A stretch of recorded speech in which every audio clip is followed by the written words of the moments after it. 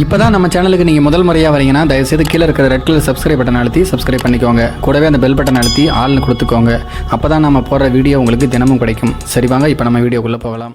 India பல்வேறு சடங்குகள் மற்றும் கலாச்சாரங்கள் நிறைந்த நாடாகும்.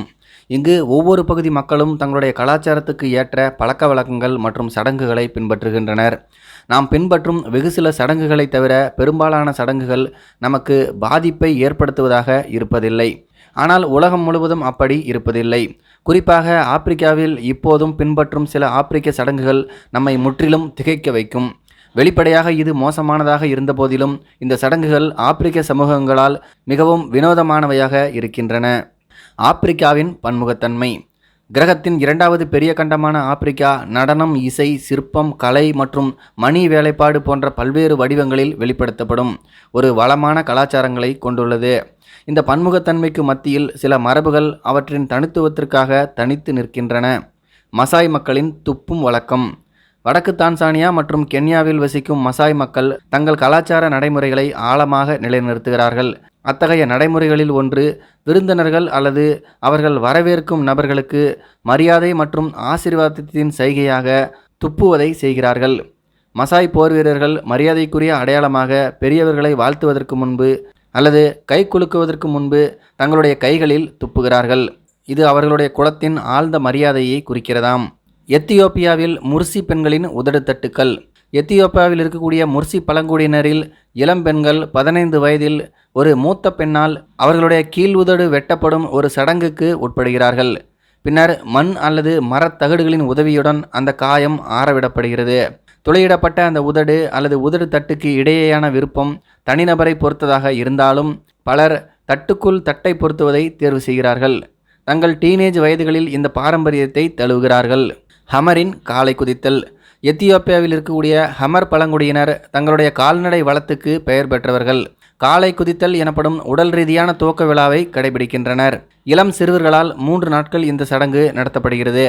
அதில் அவர்கள் ஒரு காளையின் மீது நின்று கொண்டு அது ஓடும்போது கீழே குதிக்க வேண்டும். பெரும்பாலும் சிரமத்தை அதிகரிக்க எருவால் மூடப்பட்டிருக்கும். இந்த விழா தனிப்பட்ட கண்ணியம் மற்றும் குடும்ப மரியாதையை குறிக்கிறதாம். இந்த போட்டியில் தோல்வியடைந்தால் அவர்களுடைய வாழ்க்கையில் பல விளைவுகளை ஏற்படுத்துமாம். ஒடாபோவின் மனைவியை பறிக்கும் சடங்கு. நைஜீரியாவில் இருக்கக்கூடிய ஒடாபே பழங்குடியினர் மனைவியை பறிக்கும் அமைதியற்ற சடங்குகளில் ஈடுபடுகின்றனர். அங்கு இருக்கக்கூடிய இளைஞர்கள் பருவ வயதை அடைந்தவுடன் திருமணங்களுக்கான ஏற்பாடுகளை செய்கிறார்கள். அதற்காக வருடம் ஒரு திருவிழாவும் கொண்டாடுகிறார்கள். அதில் தங்களுடைய மனைவியை தேர்ந்தெடுப்பதற்காக போட்டியும் வைக்கிறார்கள். அதில் அடுத்தவர்களுடைய மனைவியாக இருந்தாலும் அந்த பெண்ணை கவர்ந்து தங்களோடு அழைத்து சென்று விடுகிறார்கள். அவ்வாறு செய்வது சமூகத்தில் அந்த ஆணுக்கு சிறந்த மரியாதையை பெற்றுத்தருமாம். இக்போக்களின் விதவை நடைமுறைகள். நைஜீரியாவில் இருக்கக்கூடிய இக்போலாந்தில் விதவைகள் இறந்து போன தங்களுடைய கணவர்களுக்காக துக்கம் அனுசரிக்கிறார்கள். இது துயரத்தின் ஒரு வெளிப்பாடாக கருதப்படுகிறது. இந்த சடங்கில் துக்கத்தை உணரவும் தீய சகுனங்களை தடுக்கவும் அவர்கள் கருப்பு உடையை அணிவது வழக்கம். செவாவின் இறந்தவர்களின் திருவிழா. மலாயாவின் செவா பழங்குடியினரில் இறந்த பழங்குடியினருக்கு சுத்திகரிப்பு சடங்கு செய்யப்படுகிறது. அதில் அவர்களுடைய உடலை திறந்து அதில் தண்ணீர் ஊற்றி பிறகு அந்த தண்ணீரை எடுத்து அதில் சமைக்கிறார்கள். அப்படி தயாரிக்கக்கூடிய உணவை மக்கள் விரும்பி சாப்பிடுகிறார்கள். புலானியின் சரோ சடங்கு. நைஜீரியாவின் புலானி பழங்குடியினரில் மணமகன் சரோ என்று அழைக்கப்படும் ஒரு சடங்குக்கு உட்படுகிறார்.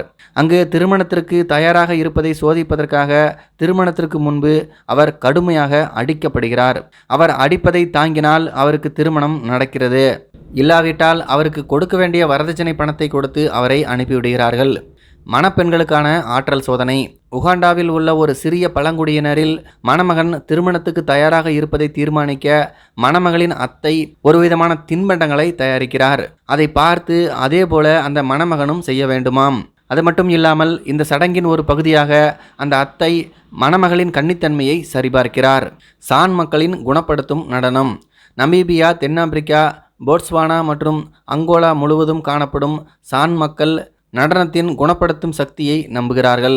கிராமவாசிகள் இரவு நேர நடன சடங்குகளில் ஈடுபடுகிறார்கள். அவர்களின் பாரம்பரியத்தின்படி புனிதமான ஆற்றல் இருப்பதாக நம்புகிறார்கள். இவர்களுடைய நம்பிக்கைப்படி நடனம் ஆடினால் நோய்கள் குணமாவதாக நம்புகிறார்கள்.